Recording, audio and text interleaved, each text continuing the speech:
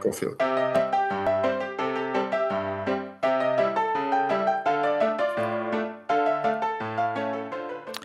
Show us your tips. Back for Blue Diamond Stakes Day. We've got a very good card at Rosehill to get into as well. Daggy and Beaver back with you. Apologies for the lack of show last week. I was a bit indisposed on a bit of a break, but we were back to get into two pretty good betting cards, actually. Beaver, how are you? Good, thank you, mate. Yes, you were indisposed up at the wrestling, I believe. A couple of suplexes and figure four leg locks. So good on you, mate. Had it all covered. I hope that was enjoyable. Tremendous night out, actually, at AEW. Yeah, it was very good. Yeah. I enjoyed that. Excellent. But we're here to talk about racing. But I'm well, thank you, mate. And you're right. A couple of nice cards, good, interesting cards, and some top-line horses back. So and running again this weekend. So pretty excited for that. And hopefully we can find a few this weekend. Hard not to get excited. We've got Caulfield. We'll kick off at Caulfield, where we've got the three Group 1s there, Blue Diamond Stakes. They're one of the biggest days of the year, at least in the autumn.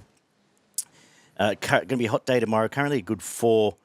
My concern is they keep the hoses away because, and we didn't do a show last week, but the week before, that track was an absolute disgrace. There's actually no other way to say it. It was, you couldn't win unless you're in about a 25-metre wide strip. The rest of the track was unusable almost. There's some horses I'm forgiving on this card that have come through it.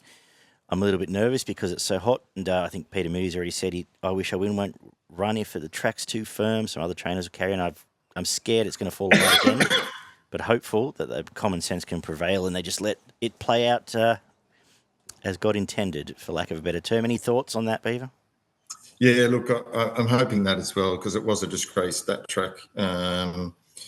Couple of weeks ago, and I'm hoping it's fairer here and gives every on such a big race card gives all a chance. Fingers crossed. The rail goes out 4 metres, which gets that patch a little bit closer to the fence. But we kick off with 1100 metre handicap to start the day for the girls, fillies and mares, and you may take us away. Yeah, interesting little race, small field, but some good horses here and a pretty even market. Look. I looked into this a lot. I've stuck with the favourite Tonkin purely because I think it's flying at the moment. It's third up. I think it gets control here from gate 2, and I think it can control the pace. And that being the case, I think they might find it hard to get past. And I'm probably just leaning a little bit early on to there being a bit of favouritism for those on pace on the inside. So I had hit. The only danger, I think, is potentially that Sam Mangui might take it on a little bit, sit on the outside, but don't know how hard it would go, which could set it up for something from the back, like a Miss Aria raining on, probably looking for further, but Tonkin on top for me. I went the same way because there's not much pacey. Samangu went too slow last time out. I think if you actually watch that race back through the line, it was coming back. They went too slow leading. I don't think it does it here. I think it pushes forward, but Tonkin can either control or camp off and sets up perfectly. Filly on the rise, I think, just up and going and on pace early won't be a disadvantage. I think they're the main two. Miss Aria stays at 1100 metres, which was a concern, but if they do just sort of wander around, she's got the best sprint and may run over them. But I'm looking on pace early and perhaps for the first part of this card. The second is an odd little benchmark 84, again, over the 1,100 metres. I'm going to go with the market, in fact, in Winner's Edge. It was taken back last time out, first up, and right back to last. Its last 400 was fantastic, really mowed in through the line, and I like the fact it gets a middle gate and gets Mickey D taking over from the Irish jockey. I think it has to be in the finish here. Legio 10 just gassed out first up, 1,200 metres there. It's the main danger. I think 1,100 metres is its pet distance, and when you really strip this race back, it's a midweek tail on this. So I think they're the two main ones. When I get to my next numbers, Don't Hope Do and Bellinger over the odds, the other one I'll mention. But, yeah, Winner's Edge on top for me, Beaver. Yeah, look, another interesting race. I've gone for number 11, Chinqui. I really liked the way it won last start at Caulfield. Defeating what I think is an okay horse in Odinson. And it was going all right before that. I think it's cherry right fitness here. I think it can sort of sit where it wants to here. It'll go forward, might even lead from gate 3 if it does. I think it's going to be right in there. So I've got it on top and one of the hardest to beat. Beauty. The third is the Autumn Classic, 1,800 metres for the 3-year-olds as they head towards the Derby. Who do you like in this one? Yeah, pretty keen on the number 5 here, Emphasize. Was pretty keen last start that it had run well a couple of weeks ago. Nothing out of that run suggested to me that to get off now, and I think it's just packed with plenty of potential. The other horse there that ran second to it, just trying to think what it was, Inevitable Award, yep. Loomed up, looked like it was going to go past it, but Emphasize was kicking back on the line. Yeah, on top for me, good horse. I love that win. That was, well, you mentioned it fighting back, but it had made an 800-metre run before that. It looped the field, and to do that and then fight off, as you said, a half-decent horse, I thought was huge. It's on top. The main danger is the different form line, Shanwha, who out to 800 metres and ate it up last time. It has had to everything go its way twice in a row, but I think it will give them a side as well. But I'm really keen. This Emphasises a nice horse, actually.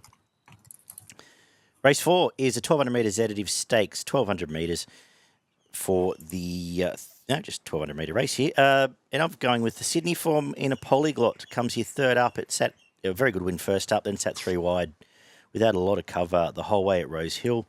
And I think it just tags it either leads or tags Lofty Arch, looking at my map, and gets final crack at it. I think it can be a head bobber and it can outdo him. I think the 2 on pace will dominate this race. So polyglot from Lofty Arch for me, whose trials were good. Next best to filly, actually, Shadava. That was a good return. Stuck to the inside at Caulfield a couple of weeks back. What do you like? Yeah, look, like what you had to say there, but I've gone Lofty Arch. Resuming here. I just think on potential, it's a better horse than Polyglot. It's drawn okay in 9. It'll be interesting to see where it gets him run. Hopefully a little bit of cover there, and hopefully it finishes off and is primed to run well first up. But I've got it on top, and I can see there's a little bit of money for it as well. So that's nice for me. The girls' version is the Angus. We're at 1,400 metres. Angus Armanusco Stakes, Group 2 3-year-old fillies. Do you like the control here that Tudine Lizzie gets, or are you going elsewhere?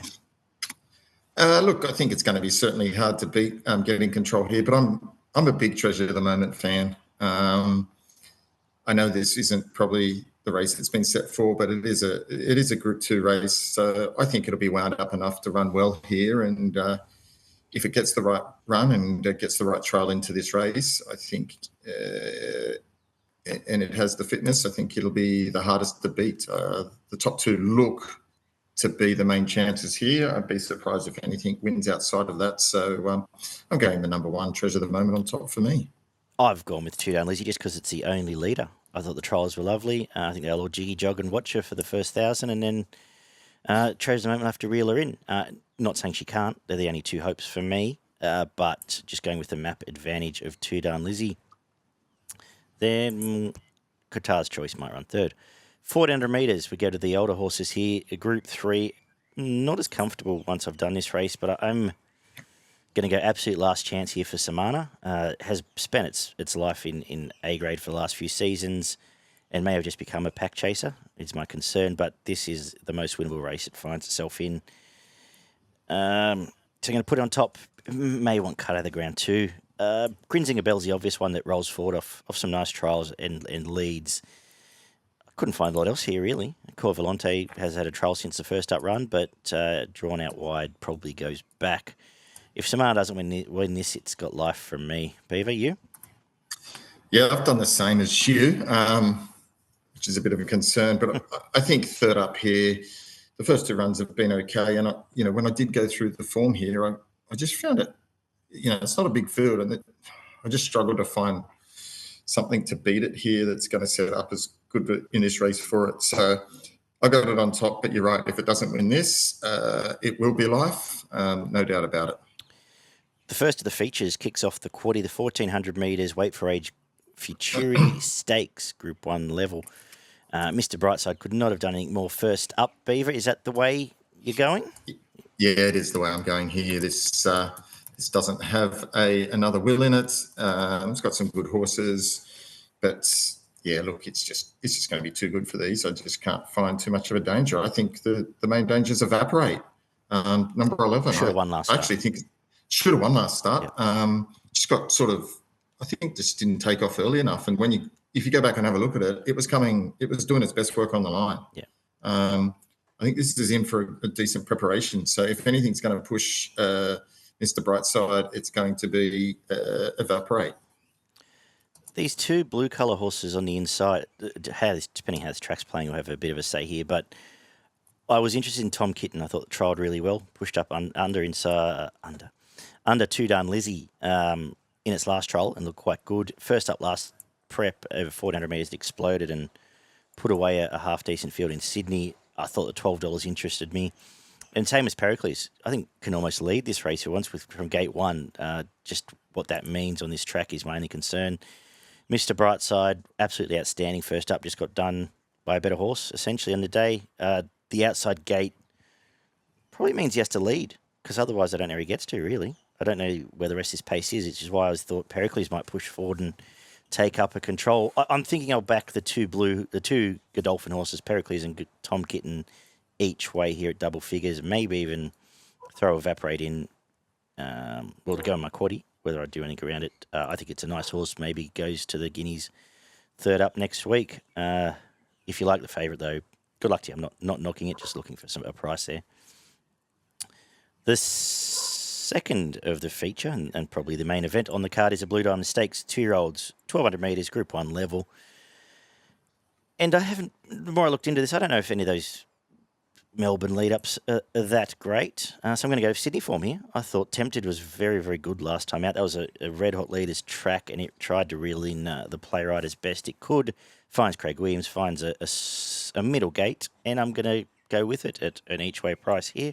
From Wiltshire Square, who both runs have been very good, was resumed well, then when it was 3 wide last time out, now gets Foley off Harry Coffey on $31 for me, has to be a bet, so make it the main danger. And I really did like the way Field of Play bullied that field last time out, but as I said, the times, don't know if they stacked up as well as I would have liked there when you go through it all. Gonna go with the 15 from the 13 predominantly here. What are you thinking, Beaver? Good race. Interesting really race, good. I should say. It is an interesting race. I think there's a shitload of chances in this. I'm going for number 14, Cherish Me, from the Mars stable. Loved the only win. It was a good win in the Geelong Diamond. Won by a couple of lengths. Beat a horse that's okay, but subsequently trialled. Was kept pretty quiet there, and it's well in the market here. Gate 6 is a perfect draw, and I think it can run well. So I've got it on top, and then I'm scared of the 9 and the 11, Palm Angel and My Gladiola. I think they were good runs last start. My Gladiola another one went too slow. Yeah, so I think that was my main danger in this. I think My Gladiola is hardest to beat. I'll probably save on it, and given Palm Angel beat it last start, I think it's a genuine chance. But I wouldn't turn anyone off anything here. I think there's a range of chances, but I'm settling on Cherish Me as my number 1 pick. Beautiful. Always an interesting race, the Oakleigh Plate, Group 1, 1,100 metre sprint. Who have you come up with? I don't think it's an epic rendition by any means, but it's a good race nonetheless. Who have you found? Yeah, it is. It isn't. I'm going for Ray Magnerio. Kicking myself I didn't back it last start. And it beat the thing that I did back, which I was filthy because I didn't think it would get past Insurrection sitting 3 wide, but it did. And I don't think it'll be 3 wide in this. And it just shows how much heart this horse has. Like it will give you a sight, and it will be in the top 3 in this field. So I got it on top. I think it's great value at $10. I think it'll be further improved. That was a great run, and this isn't or hasn't got a massive amount of depth to it, I don't think, for an Oakleigh Plate.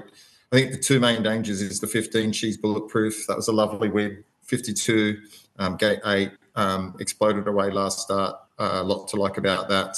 And can't go past Arabian Summer. It's a horse that I like. 50 kilos is good. Gate 15 is a bit of a concern there, but has a good finish, and with 50 on its back, it can be flying home as well. Good little race with plenty of chances, but I'm pretty confident I've got the 3 there. This is everything I'm about to say depends on the inside being okay at this stage of the day, but I am super keen on I Am Me here. I like the fact it was saved from last week. It comes here, gets gate 1. Go back and watch first up, last prep. It camped leaders back and beat Bella Nipotina. After that, it beat Steffi Magnetica over 1,100 metres with the same run. It gets the perfect run here. With, I assume, Insurrection Golden Boom coming across from out wide, it can just camp where it wants. Nash is there for one ride. It's $10. I'm backing it. The trials were quite nice too. They wasn't asked to do too much. I think this is a fantastic race for it, assuming it's not in the worst part of the track. I'll have something on a striker as well. It's $18. It's a ripper as well, a striker. Nice horse, and perhaps forgotten or been a bit penned by that gate. We'll have a better idea of if the out wide's any good. I love Ray, and I love Arabian Summer too, as you've mentioned earlier. Live chances here. I'm excited for this race. We'll wrap up with the Gold Cup, 2,000 metres. Less excited here, 2,000 metre listed race. In fact, going to put Dashing Duchess on top. I thought it was a nice resumption and really strong through the line late there over a mile. 2,000 suits straight away.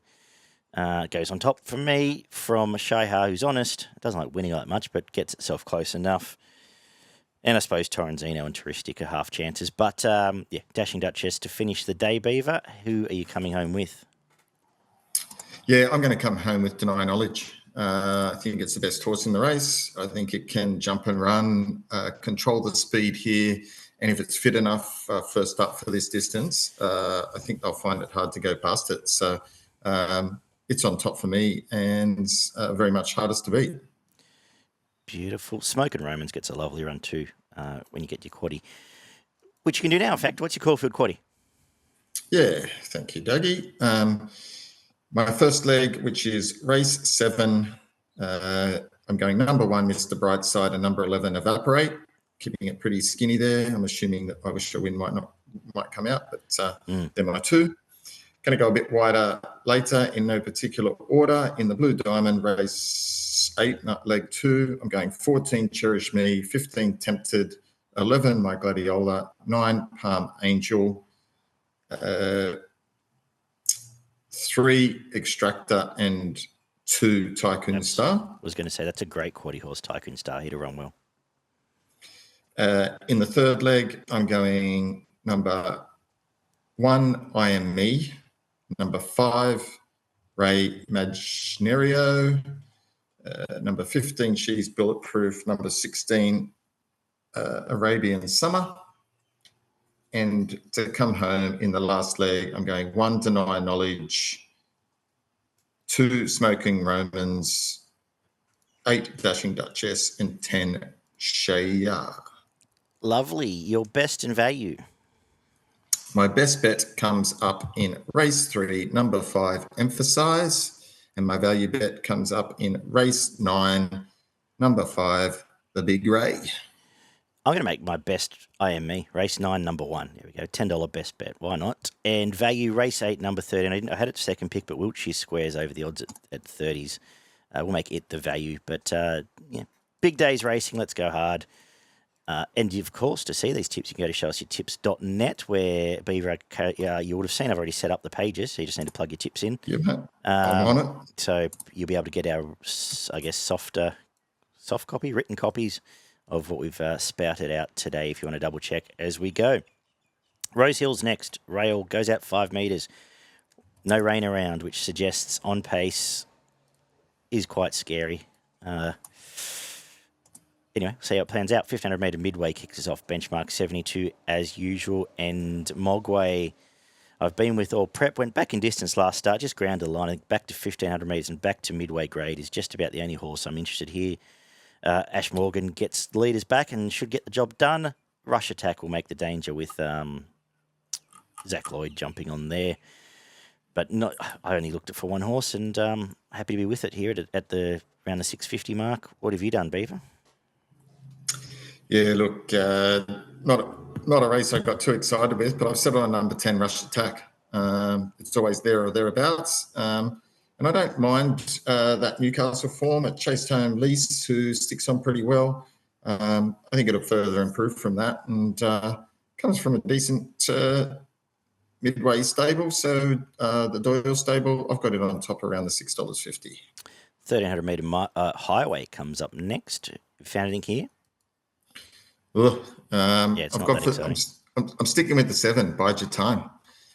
2 from 2. I think you can make it 3 from 3 here. And again, this is not a race with a whole lot of depth. I had it on top, Main Danger number 9 off the press. Not a great deal of confidence. I'm putting the favourite on top, Exit Fee. 3 highway lead-ups. The last one was pretty good behind Listomania, who's good, solid highway horse. Put it on top, Zach Lloyd, go-to jockey on the card. Off the press, Main Danger.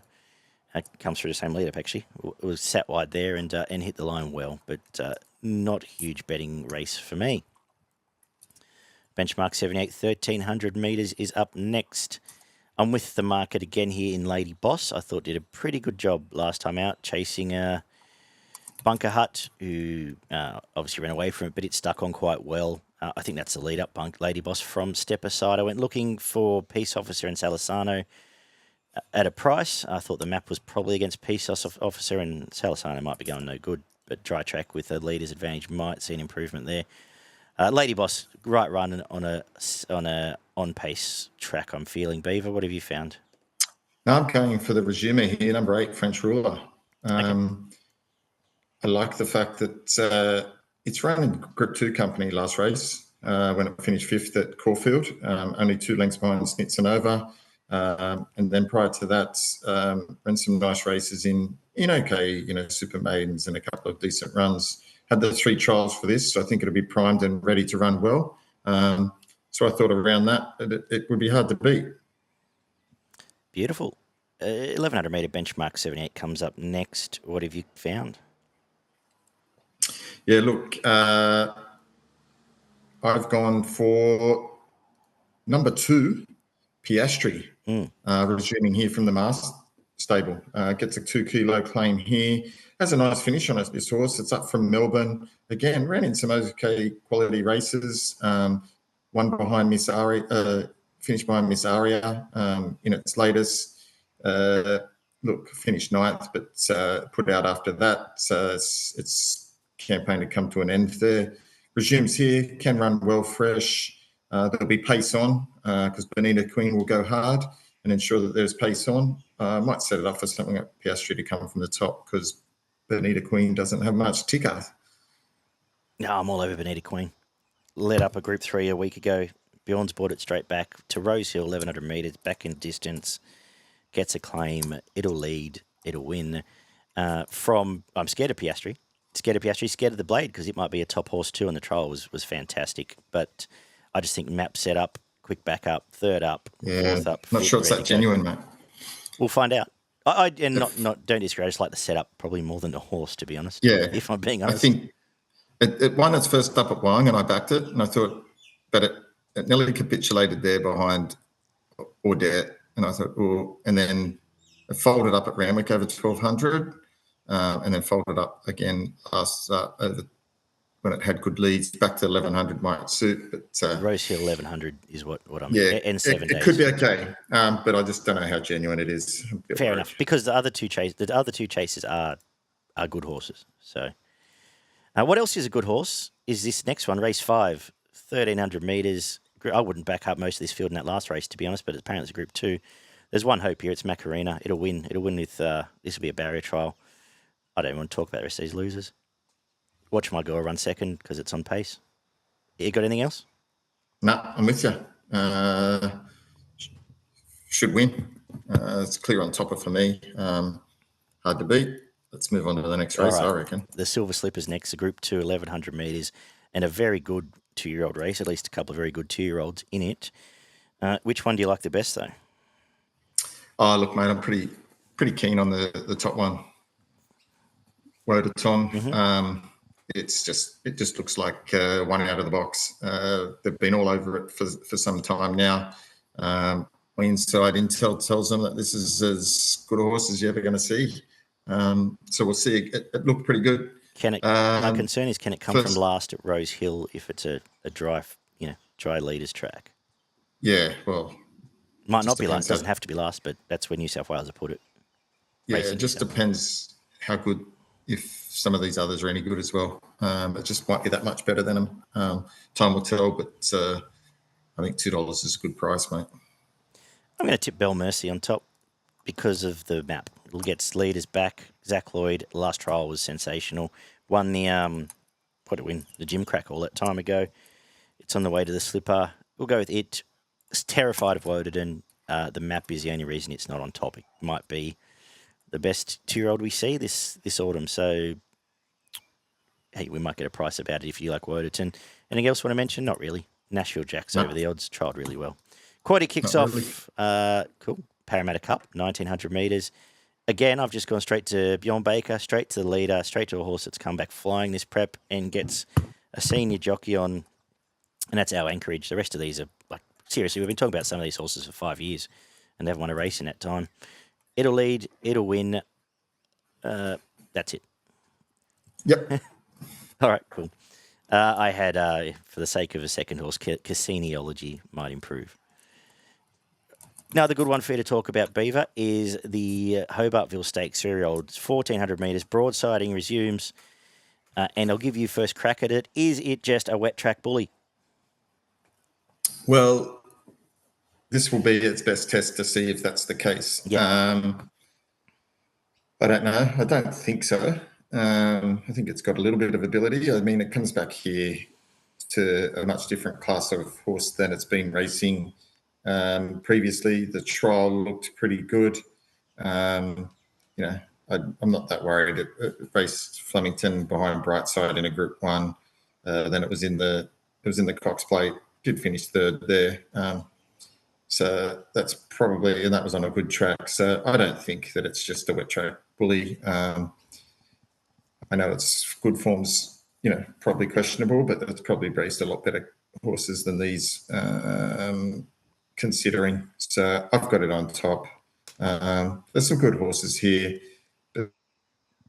So maybe the main danger is number 4, Public Attention from the price stable, but I expect this to win. I've put Public Attention on top because I really like that result. I thought it was quite a soft resumption, actually, and just maps really well here. Gets to sit, probably linebackers, drags across and sits on the back of a linebacker, 1-1 perhaps, and if it does that, it will be in the finish.